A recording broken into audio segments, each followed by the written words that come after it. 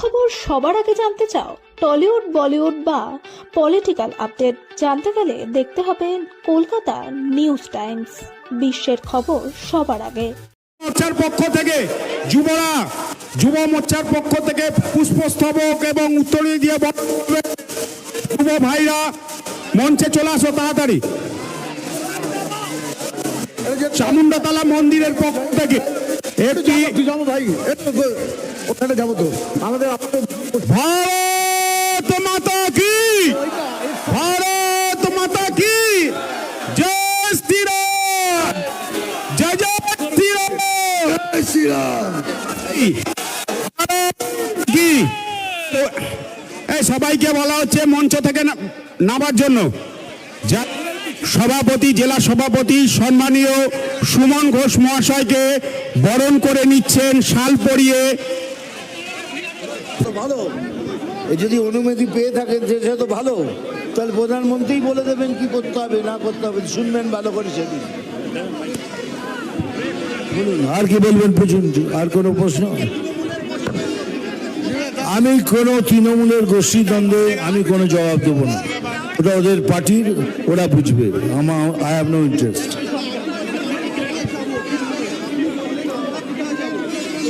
হ্যাঁ, সত্যি করে আমরা কোথায় যাব? কাল যদি আমাদের বলে এখান থেকে সব বেরিয়ে যাও, তাহলে কোথায় যাবো? আমাদের তো কোনো দেশ নেই, তো আমরা যাব না, আমরা এখানে থাকবো। এই মাটিতেই জন্মেছি, এই মাটিতেই মরবো, লড়ে মরবো। হ্যাঁ, সমস্ত সনাতনীদের বললাম, শুধু বাঙালি নয়, সমস্ত সনাতনী, হিন্দু সনাতন सबके, गर्व से कहो हम सनातनी है।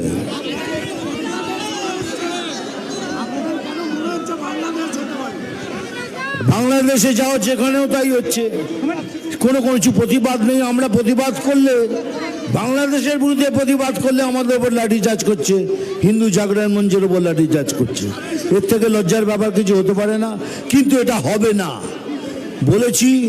আমার মতো লোক যদি বেঁচে থাকে, এক রক্ত থাকলে, যদি একটা ফোঁটা রক্ত থাকে, এটা হতে দেব না।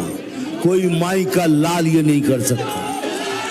আমি এখানে কেন এসেছি সেটা বলা খুব দরকার। সেটা এই জন্যে কে আমি শুধু এখানে আসিনি শুধু আপনাদের হিরোগিরি দেখানোর জন্য। আমার হিরোগিরি দেখানোর জায়গা অনেক আছে। এসছি শুধু আমার এখানকার ভাই বোনদের সাথে দেখা করতে, তাদের কিছু কথা বলার জন্য। আপনারা সবাই আমার ভাই বোন, বন্ধু, কিন্তু কি বলবো বলুন, যেখানেই যাচ্ছি সেখানে একটা প্রশ্ন করছে কি, দাদা এটা বাংলাদেশ তো হয়ে যাবে না? সে কি রে বললো? হ্যাঁ, বলে দেখুন না, যা হচ্ছে বাংলাদেশে, যা হচ্ছে সেটা পশ্চিম বাংলায় হচ্ছে। যেমন ওখানে হারমোনিয়াম কেড়ে নিচ্ছে, এখানে একটা বাচ্চা মেয়েকে ধুমকি দিচ্ছে এখানে তোমরা মায়ের গান গাইতে পারবে না, দুর্গা মায়ের গান গাইতে পারবে না পশ্চিম বাংলায়। আপনাদের কাছে যত ধর্মীয় বই আছে সব কটা পড়ুন, তাতে ভালো করে লেখা আছে कि मायर पायर नीचे स्वर्ग, माँ के पैरों तले स्वर्ग है। अगर माँ के पैरों तले स्वर्ग है तो माँ सांप्रदायिक হলো কি করে? তাহলে দুর্গা মা সাম্প্রদায়িক হলো কি করে? এটা সম্ভব নয়। কিন্তু তারপরেও দেখুন থামলো না, তার কিছুদিন পরেই মধুবন্তী বলে একটি মেয়ে লালন ফকিরের মেলায় গান গাইতে গেছিল, সেখানেও তাকে হুমকি দেওয়া আছে যে তুমি এখানে মায়ের গান গাইতে পারবে না। ভাবতে পারেন পশ্চিম বাংলায় বসে আমরা দুর্গা মায়ের গান করতে পারবো না? কিন্তু এটা হচ্ছে। ছেড়ে দিন, ওখানে দীপু দাসকে জ্বালিয়ে মারার জন্য এখানে হিন্দু জাগরণ মঞ্চ একটা প্রতিবাদী মিছিল বার করেছিল, তাদের পুলিশ ডান্ডা মেরে মাথা ফাটিয়ে দিয়েছে। 18 জনকে গ্রেপ্তার করেছিল, তার মধ্যে 7 জন মেয়ে ছিল, 9 জন। তার মানে বাংলাদেশে কিছু করলে পশ্চিমবাংলায় বাঙালিরা প্রতিবাদ করবে না। কেন করবে না বুঝতে পারেন? কোনো একটা সম্প্রদায়কে খুশি করার জন্য আমরা কিচ্ছু করব না। কিন্তু বাঙালিকে বলে রাখি, বিজেপি মুসলমানদের বিরুদ্ধে নয়, বিজেপি ভারতীয় মুসলমানদের বিরুদ্ধে নয়, বিজেপি বিরুদ্ধে যারা আমাদের দেশে থেকে আমাদের দেশের ক্ষতি করার কথা ভাবে তাদের বিরুদ্ধে আমরা। কিন্তু আমরা যদি মুসলমানদের বিরুদ্ধে না হই, তাহলে এই সরকার কাদের জন্য তো লড়ছে, কিসের জন্য লড়ছে? এই জন্যই লড়ছে না কে এরা থাকলে পরে আমার ভোটটা বাড়বে, এইসব কাজ করার জন্য। কিন্তু আমরা বলছি অভারতীয় কোনদের আমরা সাপোর্ট করব না,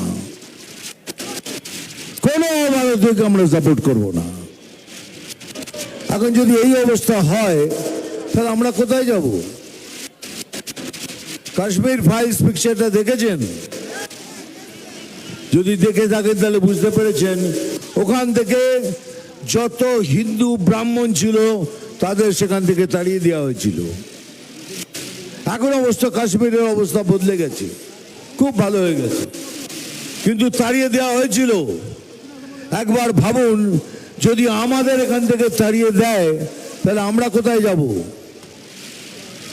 সবার কোনো না কোনো দেশ আছে, আমাদের জন্য কোন দেশ আছে? আমরা কোথায় যাব? সেই জন্যই বলতে এসছি কি আমরা এবার সময় এসছে, আমরা সমস্ত বাঙালি আমরা এক ছাতার নিচে এসে, সমস্ত বাঙালি কেন বলছি, যারা সনাতনকে বিশ্বাস করেন। আমি যেমন বুক চাপড়ে বলি, मैं सनातनी हूं, मैं गर्व से कहता हूं हम सनातनी है। এখন সময় এসছে আমাদের এক ছাতার নিচে এসে আমাদের সনাতনিত্বকে, হিন্দুত্বকে, বাংলাকে, বাঙালিত্বকে এই পশ্চিমবাংলার বুকে বাঁচাতে হবে। আর কেউ যদি চেষ্টা করেন এটাকে বাংলাদেশ তৈরি করার, তাহলে ভালো করে শুনে রাখুন, আমার মতো যতজন আছে,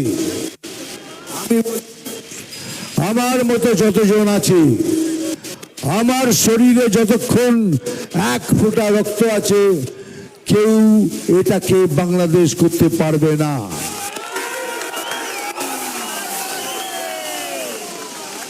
किसी माई के लाल में दम नहीं होगा।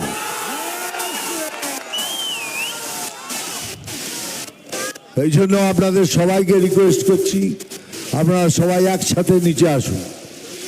আমার এখানে বসে থাকা আমার যত কার্যকর্তা আছেন তাদেরও বলছি, যদি কারোর সাথে কোনো মনোমালিন্য থাকে তাহলে আমি হাত জোর করে অনুরোধ করছি, সেই মনোমালিন্য ইলেকশন অবধি মিটিয়ে নিন, তারপরে যা করার করবেন সব মিটিয়ে নিন। লড়ুন, একসাথে লড়তে হবে আমাদের।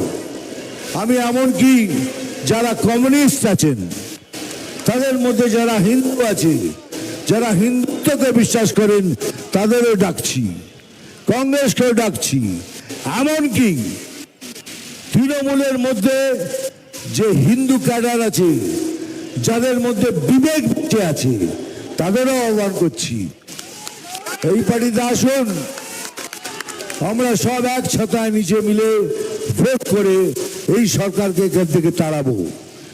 আর এইবারে তৃণমূল সরকারের পতন নিশ্চিত নিশ্চিত নিশ্চিত।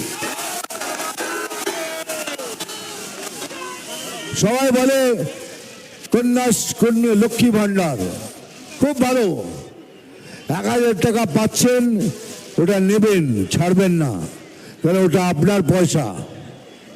ওই 1000 টাকা লক্ষ্মী ভান্ডার ওটা আপনার পয়সা, পয়সা ছাড়বেন না।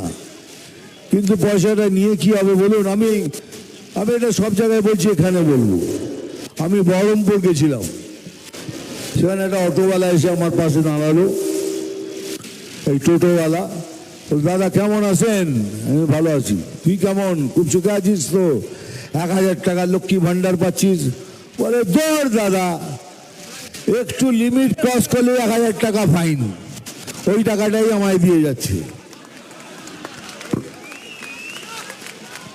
ভাবুন, 1000 টাকা তো নিলেন, খুব ভালো, কিন্তু আপনার ছেলের যদি বিবেক থাকে, সে যদি দুর্নীতি করতে না চায়, সে তো বেকার বসে থাকবে। আপনার স্বামী যে দুর্নীতিতে বিশ্বাস না করে, সেও ঘরে বসে থাকবে। কোনো জোগান নেই, কোনো ব্যবসা নেই, কোনো কারখানা নেই, কোনো উদ্যোগ নেই, কোনো শিক্ষা নেই, কোনো স্বাস্থ্য নেই। এমনকি আপনার বাবা মা, আপনার শ্বশুর শাশুড়ি অসুস্থ, তাদের সেবার কোনো জায়গা নেই। অথচ আমাদের প্রিয় প্রাইম মিনিস্টার 5 লক্ষ টাকা সবার জন্য, এক একজনের জন্য আয়ুষ্মান ভারত করে দিয়েছেন। কিন্তু এই সরকার সেটা আপনাদের দিতে দিচ্ছে না। তাই এই সরকার আপনার জন্য কি করছে? 5 লক্ষ টাকা সবার জন্য, আমার জন্য নয়, সবার জন্য 5 লক্ষ টাকা করে আয়ুষ্মান ভারতও নিশ্চিত করে দিয়েছেন। কিন্তু এই সরকার দিতে দিচ্ছে না, বলে না, এতে প্রধানমন্ত্রীর নাম বেড়ে যাবে, দেওয়া যাবে না। আপনি খালি ভাবুন, এগুলো আপনার ভালো করার জন্য যে সরকার এসছে, সেই আপনার পথে বাধা হয়ে দাঁড়িয়ে রয়েছে।